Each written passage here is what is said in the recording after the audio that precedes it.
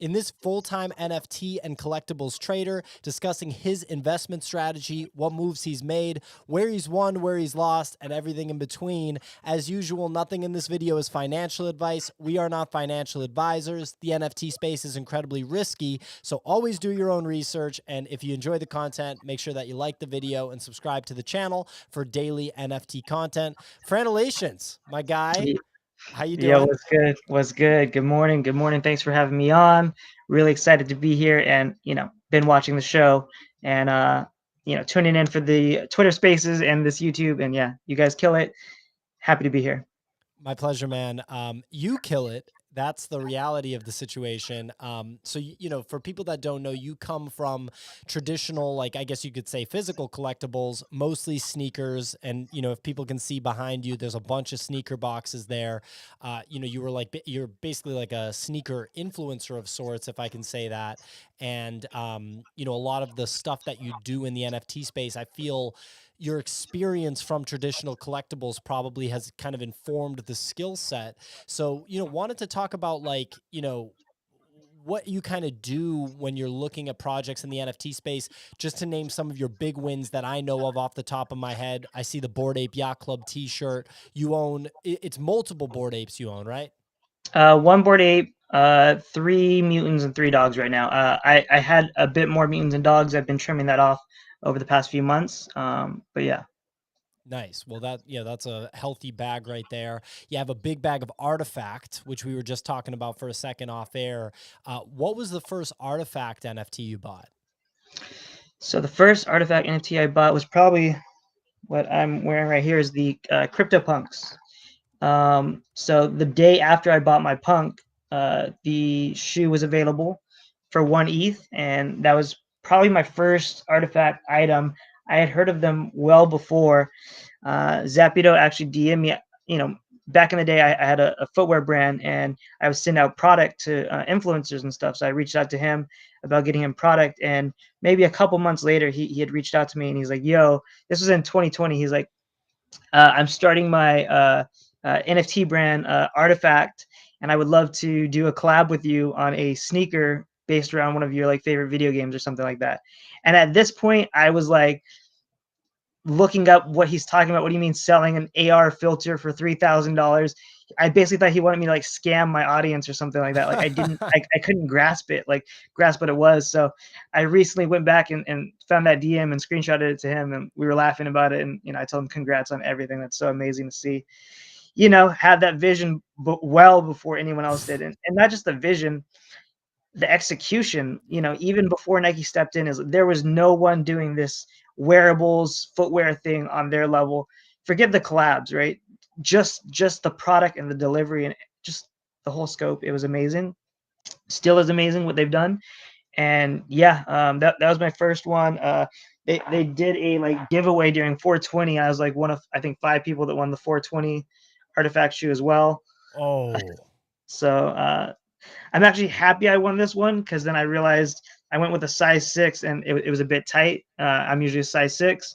And so I went with a 6.5 with everything else. So very happy I won this to get to test out their shoes before getting into like the pigeons and the punks and all that. So yeah. that's a hell of a test shoe. Yeah. It's like, hey, glad I won this one of a kind 420 Artifact thing.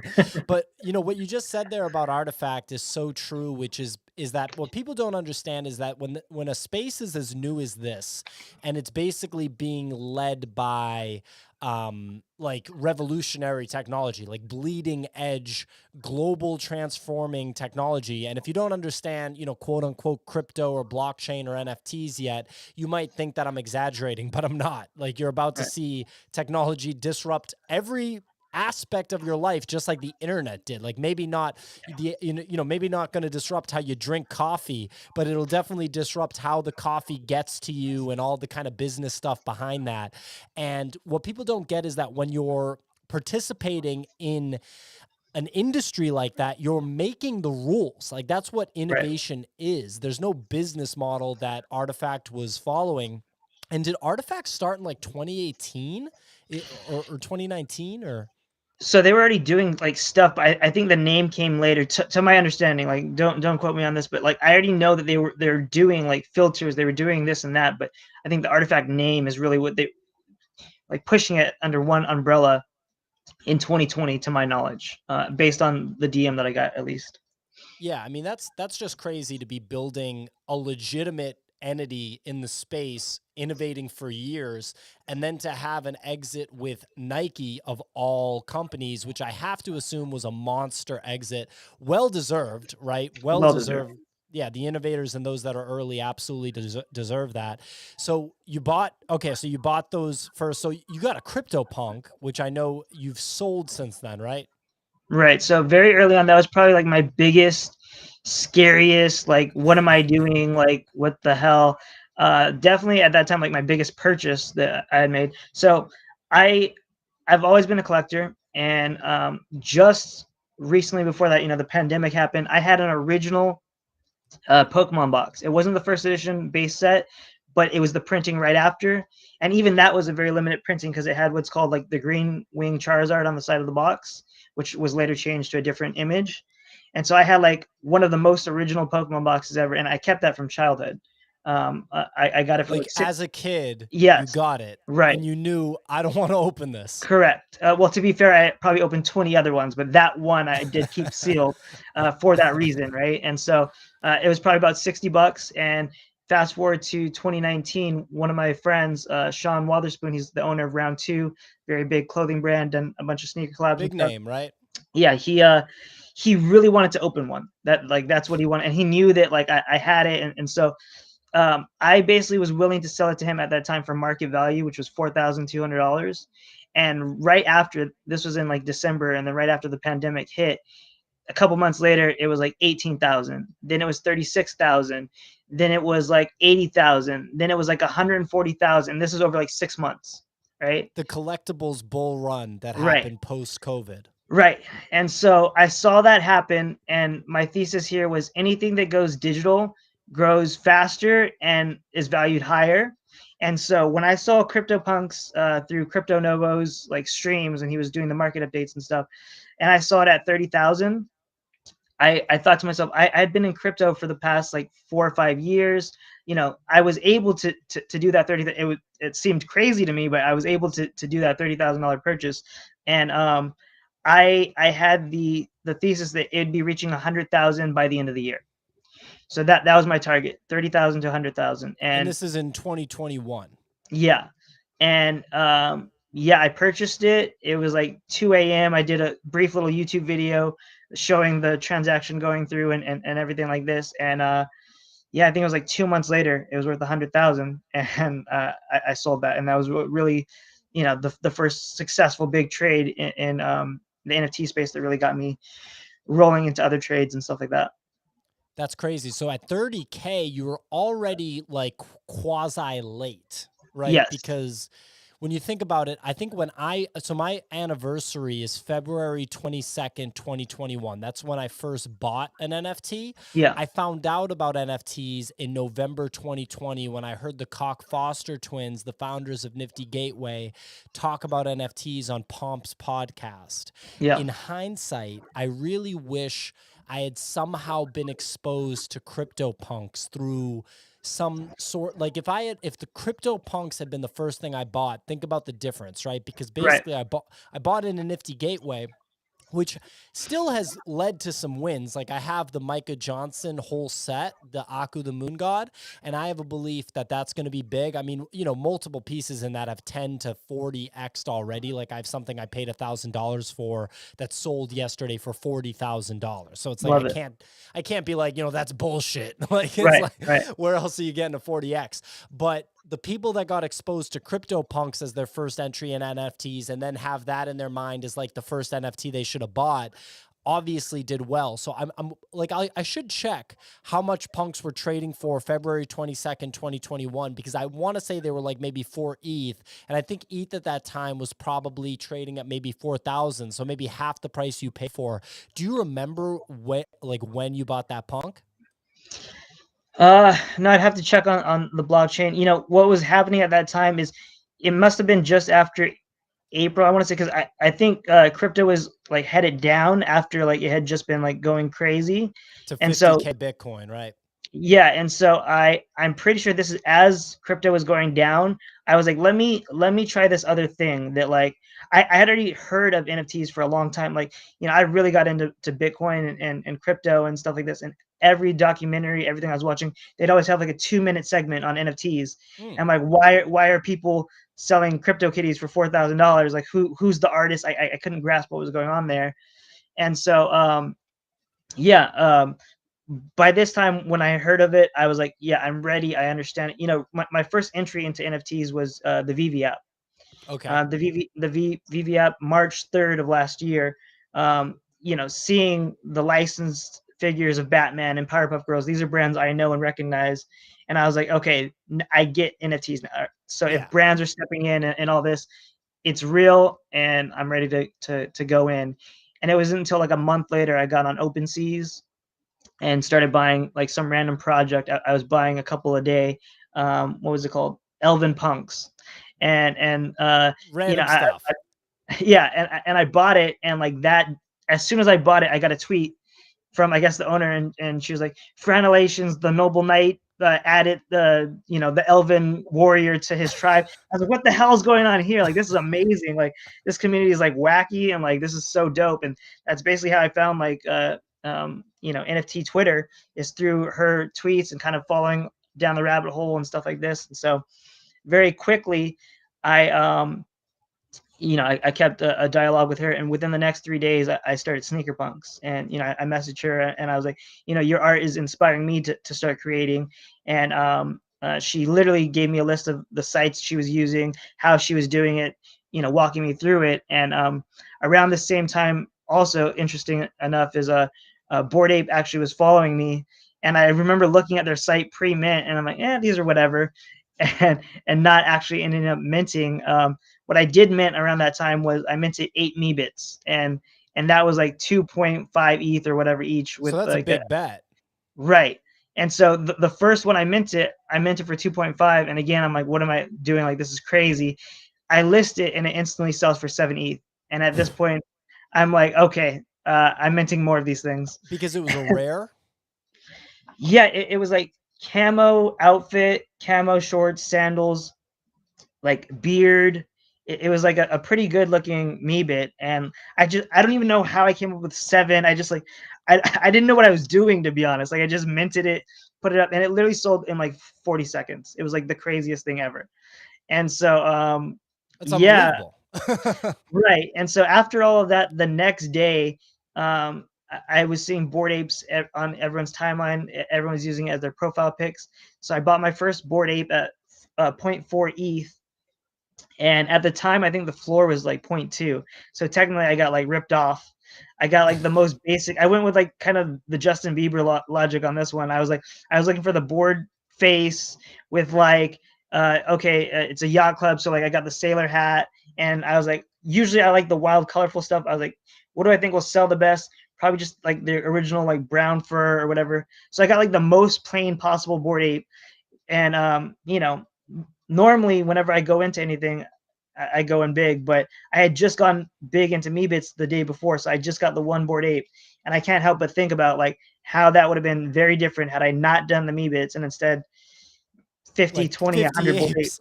Yeah, Yeah, like you'd be an absolute legend. I think the largest holder of Bored Apes is Journey Crypto, the YouTuber. I think he has like 135 or something like yeah, that. So you yeah. were in a So spot to do that. oh yeah, 100%. Had things been just a little bit different, I probably would have been right there. Once I start collecting something, I go in. So I could have easily gotten one. Oh, I like this. Oh, what about that one? And it just didn't happen at that time. I was not all the way into NFTs. I was also very much playing World of Warcraft at this time. So I got the 1 ape, logged off, and went to World of Warcraft. And so like, had I been focused on NFTs at that time, maybe it would have been a different story. But yeah. Well, yeah, I mean, I have a Bored Ape story that's a lot sadder because you actually bought the ape. I had just gotten wrecked off of the Nifty Gateway bubble bursting.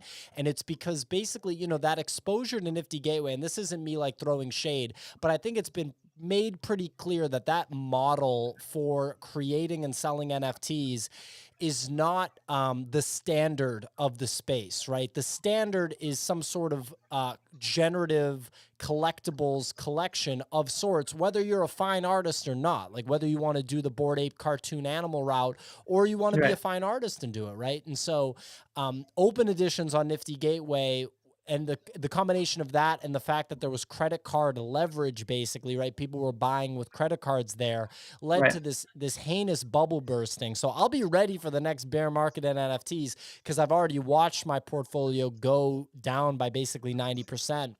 But Bored Ape Yacht Club came out really within 3 weeks of that. And it was a tough pill for me to swallow to continue to deploy capital into the NFT space. And in my mind, I was like, well, this is just going to run up like a bubble again and pop. And obviously that wasn't the case. Hindsight's 2020. It is what it Right. is.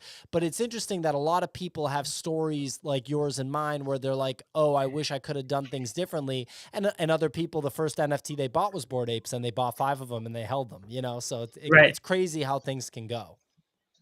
Yeah, no, definitely. And actually, the other funny thing is, I had purchased that for 0.4, and like a month later, the floor was like 1.4. I was like, nice, I got a 3x. So I went ahead and sold it the next month and let it go. And literally, like the next day, they announced every ape holder got a Kennel Club, and then the price shot up to 3. So I'm just like super salty, and like I'm just ignoring Bored Apes. I'm like completely ignoring it. I didn't end up buying back in until I think around like 8 ETH, something like that. That's when I finally was like, all right, like this is It's not real. going to And stop. yeah, and so that's when I went ahead and bought back in. Shortly after, I actually got another one. So at that point, I had 2 apes. I had a robot ape, and then I had a DMT trippy hat ape. And So not even your signature ape. yeah, at that point, no. I didn't get this pink hair until after I sold the DMT to Metapunk. He's the You one that sold bought it it to for me. Metapunk. Yeah, Damn. he sent me an offer. I think it was like 66 ETH at that time, which is like well above floor and everything at that time. And this was right as Bored Ape's price started to cool off for a couple months too. So I went ahead and did that, and ended up getting the pink hair after that, and that's been my staple. And I'm actually like very happy with that trade overall, because what I ended up doing later on is using the IP rights for collaborations and stuff. And really, she's still wild with the pink hair and the Hawaiian shirt, but it's calmer and it's a lot easier to translate to stuff like sneakers and stuff like what I'm doing now. And so I'm very happy with that trade overall. And it's just interesting how things work. Yeah. For sure. And it's also that pink hair ape, which I'm trying to just kind of pull it up here. You got this little collage of your dopest NFTs right there. That's the Franalations ape right there. Yeah. It's very if people aren't super familiar with Bored Apes and super familiar with all the traits, it almost feels like you kind of like it's not even real. Like you made the pink hair trait because you don't see pink hair trait every day. So I think Yeah. it has like this sense of being super original too. That's really cool in my opinion. Yeah, no, I definitely like this one a lot. What's it called? With CryptoPunks, the purple hair trait was 1%. With this one, the pink hair trait is 1%. And for whatever the reason, I just go for the colorful hairs. 1% trait. I tend to like these, and that's kind of what I start searching for first, and then going for the rest of it. And this one was actually on the floor at that time, and I thought it was an amazing ape. And again, very happy with that pickup. Absolutely. And so let's talk about the artifact bag because you're just so much smarter than me and you just buy really good stuff, even if you have to pay a premium for it. And I just want to understand how you can figure that out. I mean, your artifact bag, it just multiplies, right? Like you buy it, it goes up. You buy another thing, or you get airdropped another thing, then you buy the airdrop. Like you just crush it with artifact. Yeah, so Artifact definitely, since the beginning, they've always killed it with the airdrops and stuff like this. I do have to say, at the same time, Artifact is my worst play of all time, in that you get the CryptoPunk shoe and it comes with another like face of the CryptoPunk. You get the pigeon shoe and it comes with a pigeon. Then when you forge the pigeon shoe, you get another pigeon, and you get just all these NFTs. And I think it was last July maybe, or something like this. I actually ended up selling all of those original Artifact NFTs for a combined maybe maybe 6 ETH, something like this. It was not like, the craziest thing. It was really good, but it was not like the craziest thing ever. And so, fast forward towards the end of the year, each of those items were able to mint 3 vials, right? And now, fast forward past that, each of the clones got 3 pods, and each clone got 3 monoliths. And you can see how that split just multiplied like crazy. And unfortunately, I did not reap any of those benefits in any of that splitting. But what I did do was I minted a vial, and I did it right when it launched. It was 3, and then there was all the That's the issues right Dutch after. auction, right? Dutch Right. auction. Right. I bought right away. So I bought right at 3, and then there was all those issues and stuff. I ended up winning one of the extra 1,000 that was given out to the people that overpaid because they switched the price to 2. And then I think I ended up getting one more at 2, if I remember correctly. I actually sold those vials pre-reveal. Made ETH off of that, like a couple ETH each or whatever. And then what I ended up doing was at reveal, people were selling the clones for like 1.7, 2.2, and I bought 3 clones at that time. And so that's what got me, the pods early on, and all of this. And so it was pretty much right after that the Nike thing was announced, and then prices went crazy, and everything like that. More recently, as this most recent airdrop was coming, I trimmed down to 1, sold off my other clone. So I have the clone. And once we got the monolith box, this happened at 3 a.m. my time. I saw the Nike logo and there was no thought process at all. As soon as I saw the Nike logo, I just bought more. And my reason there is we've seen mint passes before, like the M2 serums, these vials. And what tends to happen with these projects is whatever the floor is, the vials or mint passes usually ends up being worth about double. Not quite, but very close to double. And so Can you my give thought process. another example? So I have those 2. I have the clones and the mutants, which are some of the biggest. And I remember, like, I didn't ever get into like the pixel vault stuff, but I remember hearing like the mint passes had value and stuff like this. So it seems much like collectibles. Like behind me, I have all these Pokemon cards and stuff. The sealed boxes of collectibles tend to be more because people want to chase the chance for that rare Charizard or that rare whatever. And in this case, the rare Murakami or whatever. And so I think it's shown in other collectibles markets that the sealed product is always worth more. It's always fetching a premium. And so with all of that, I decided to go in on more of these. It's Nike's first NFT. Nike has a lot to lose here if it doesn't come out successful. They've seen the Bored Ape thing, and even fast forwarding to around the time of clones, people were asking me mutants or clones, and I told them we know what's coming with mutants, and it's the token airdrop. We don't know what's coming with artifact, but what we do know is Nike's watching, and they're gonna want to match that, surpass it, whatever.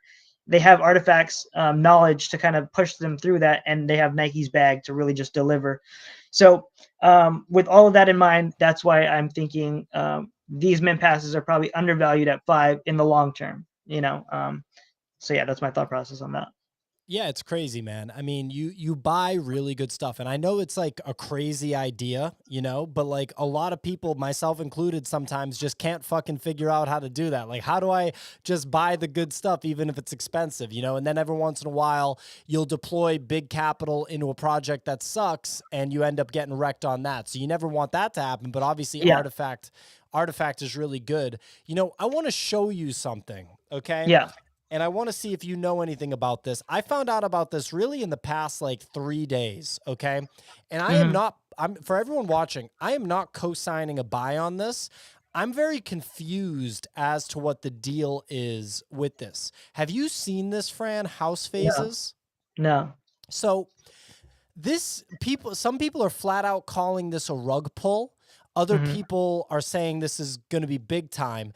This minted at 0.02 ETH 3 weeks ago. Okay. Okay. So when has there been a rug pull where the primary sale price was 0.02 ETH? That sounds like an unproductive rug pull. Like, how are you going to bank on secondary market volume, right?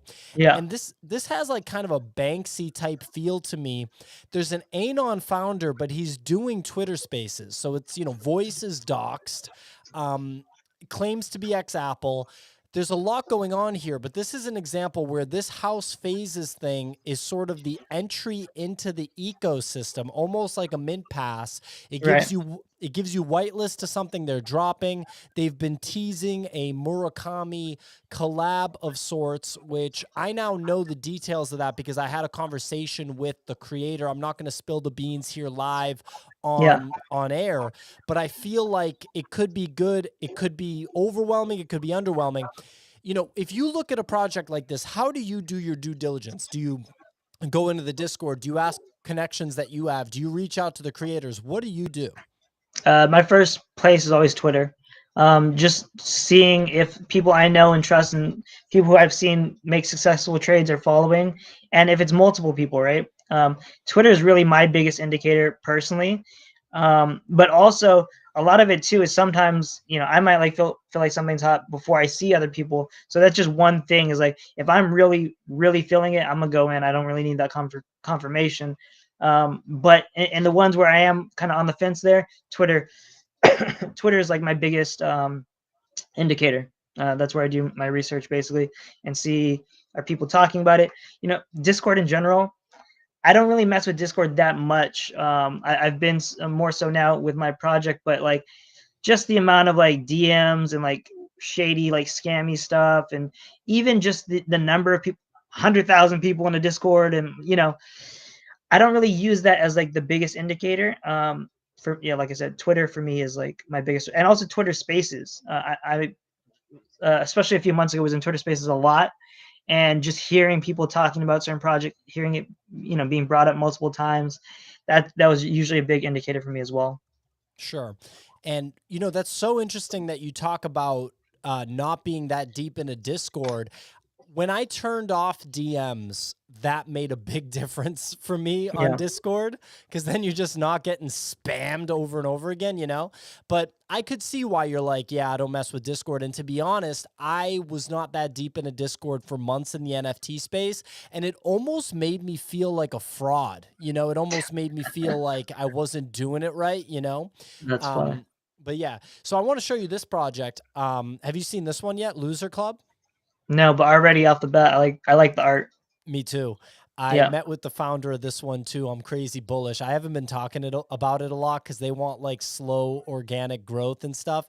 But I'm personally crazy bullish. So like with this, my strategy. So I'm on the whitelist. We gave away whitelist awesome. spot. Yeah, we gave away whitelist spots to Nifty Portal holders too. You can mint 2 of them on the whitelist. So I'm going to mint my 2.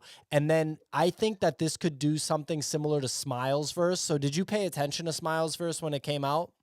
Yeah, yeah. I ended up getting one pretty soon after the release. I was actually in line. This was in New York during NFT NYC. I was in line for the hundreds like live Twitter Space thing, and Yep. I got a silver one. I just sold it recently. I sold it, I don't know, for 2 point something ETH. Like I don't remember the exact thing, but I only had the one.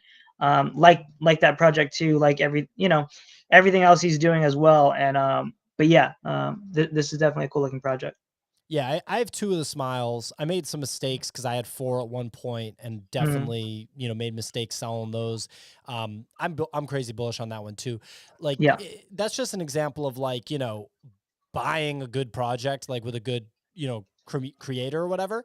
yeah, And that's how I'm looking at Loser Club. I think that because Loser Club doesn't have this crazy hype the same way that some of these other projects like Invisible Friends and stuff have coming right. out, that I think that during the pre-sale, and the reason I brought up Smiles is because the same thing happened with Smiles. I think during the pre-sale, you're going to see people that won whitelist spots, you know, from Discord or something, and there's people that are going to sell no matter what the project is, they're just going to sell for a 2x immediately. Mhm. So Yep, let's if this mints at 0.08 and then there's people that are selling it for 0.14, 0.15, 0.16 right away, the same thing happened with Smiles, and it's like yep, you can just feast right there. You can just buy yep, it up a ton between point 0.1 and point 0.2. It'll consolidate there. Once the short term, like flippers, for lack of a better term, get out of the project, once the public sale potential gas war is done, that's when you see the price discovery. And that's the way I'm approaching the NFT spaces. I'm just going to try to accumulate stuff that I've done due diligence on. Like I said, I've talked to this artist one on one. They might come on after the drop for like an interview Awesome. or something, but like it's a docs team.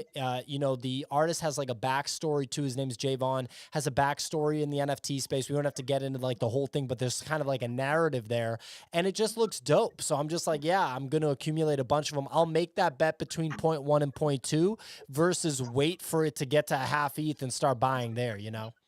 Yeah, I definitely do the same thing, but my problem is when I do that, I grab one. Whether it's the MFers, whether it's Smileverse or whatever it is, I'll find these projects that are really good, grab one, and then I'll find this other project that I'm like, oh, I like the art and like nothing else, and I'll grab like 20 of those. So definitely need to work on that a bit more. But yeah. Yeah, I'm the same way when it comes to liking the art and having that like just having it kind of like influence me in a way that it shouldn't, because you have to remember that this is, you're basically like buying a startup of sorts. Yeah. If you buy MFers, you're basically buying like a culturally relevant collectible, more similar, you know, to like a hot sneaker or something like that versus a startup. Yeah, as soon as I saw it, the first thing I thought is like CryptoPunks, but like the new generation of it. It's like memey, but like it's also like just good. And like I knew, like I had my thesis and I knew I was like, oh, I'll grab one. Like Yeah, not five, right? Not yeah, exactly. I'll I make grabbed my one at 100,000 instead of 500,000. yeah, I grabbed one at 0.09 and just never got any more again. And but yeah, it is what it is. I'm happy with my one, but I remember seeing like the I want to say it was like the aliens and zombies and stuff were like 1 ETH and stuff like this. Easily could have just picked, but hey, it is what it is. It is what it is. Yeah, you know, you can't predict the future, otherwise we'd all be billionaires. You know, people are giving me a hard time in the comments about this already, so I'm just going to lean in. This is a project where I've like kind of fallen in love with the art a little bit. I own 5 Oh of yeah, them. you Have you told me seen about this those. Yeah, one? yeah, Oh, you told me about these. so, you know, I, this one will do well if the team is building. Like this is Yeah, just an example where it's not a Sartoshi thing. You're not going to get like a culturally relevant boost that way. But if the team, you know, they seem to be very ingrained with fashion. The art is like, in my opinion, is crazy dope. And if you go to the website, the web design is crazy dope. So they have the art side covered in my book, and it's already attracted like Ty Dolla Sign to buy one, right? nice. So the question is the business side. Can they partner with you know, notable fashion brands? Can they partner with hip hop artists? Can they do the things that it takes to give a project a boost? And we've seen a lot of examples where projects bubble under for a really long time and then they pop, like a Crypto Maury's or other stuff. But then there's also examples where that doesn't happen. So I don't know. What are your thoughts on this one?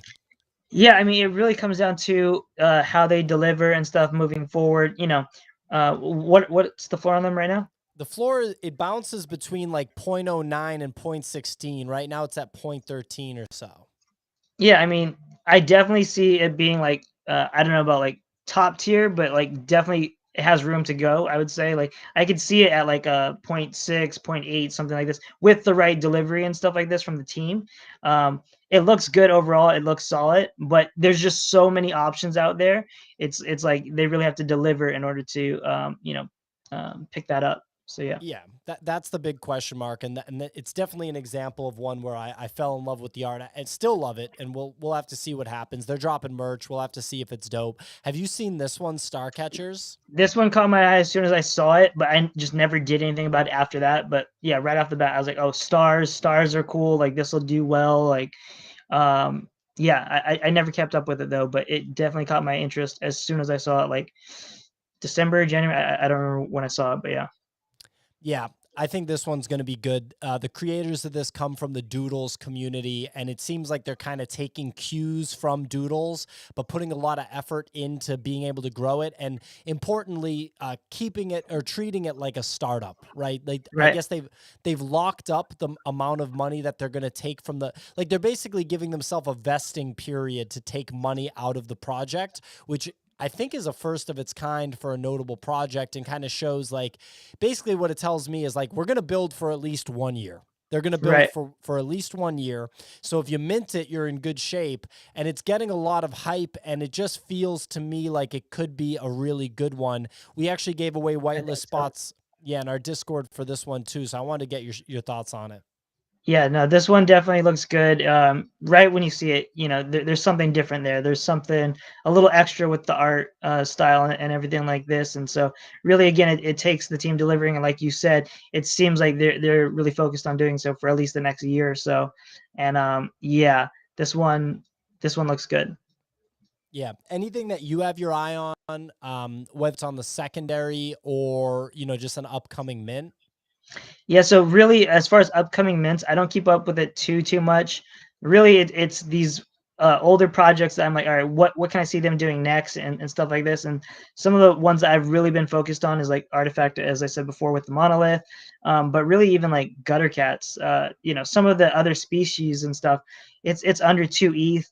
We know that we have the gang token coming. We know that there's a game. They're talking about a record label and just all this stuff they're building, this whole ecosystem here. And so it's just insane to me that these projects of like 3,000 from a well-known team that's clearly building, like, it doesn't make sense to me how they're still valued at where they're at.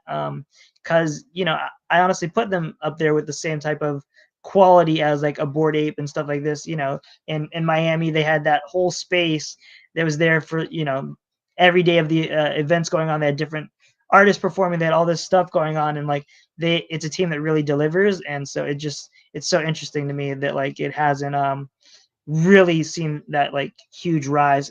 The cats have at a couple moments in time, but these other species really still waiting for them to pop off. So yeah. Yeah, insane unique ownership on the gutter dogs right here. And I think gutter dogs, the market has kind of decided are the most favorable, right? Besides the cats. Yeah, I think so. I personally like the pigeons the most. They're just like very funny. Like I love I love the pigeons, and like they have their like chest out and everything like that.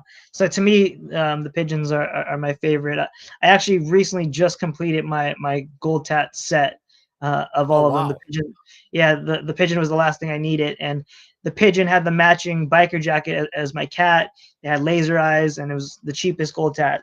I went ahead and grabbed it right away. But yeah, I have some of the species I have 3 of, some I have 4, 2, but I just have a variety of all the different species, and it's definitely one of my favorite projects overall.